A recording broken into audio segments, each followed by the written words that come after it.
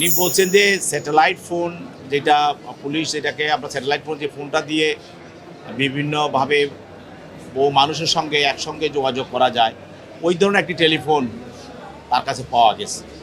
এইটাকে হয়তো তার বাসায় সে স্যাটেলাইটটা বুঝে নাই, কিন্তু পুলিশের বাসায় হলো যে ফোন ব্যবহার করে এক ব্যক্তি বিভিন্ন মানুষের সঙ্গে বিভিন্নভাবে তাদের সঙ্গে কমিউনিকেশন করা যায়, একরকম ওকিটকির মতন এইসব ফোনগুলো ব্যবহার করা হয়।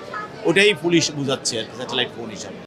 আদালতে আসামি বক্তব্য দিতে চাইলে আদালত অনেক সময় আসামিদেরকে বক্তব্য দেওয়ার অনুমতি দেন এবং তারা বলে, তারা সবসময় আসামিরা নিজেদেরকে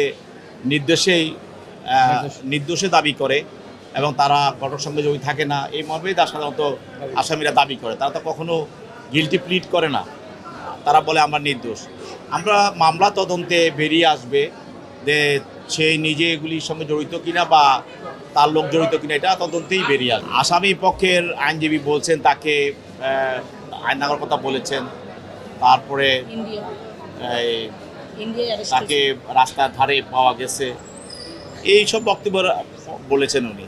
এগুলি তদন্তে যখন করবে, তদন্ত তাকে যখন জিজ্ঞাসাবাদ করবে, সেগুলি তদন্তকারী কর্মকর্তা অবশ্যই সেদিকে লক্ষ্য রাখবেন, তাকে কিভাবে কোথায় পাওয়া গেছে বা এর পূর্বে তাকে কি অবস্থায় ছিল, কোনো চেক কীভাবে তাকে কোথায় রাখা হয়েছে, সেগুলো কেন রাখা হয়েছে, সেগুলো তো অবশ্যই তদন্তকারী কর্মকর্তা দেখবেন।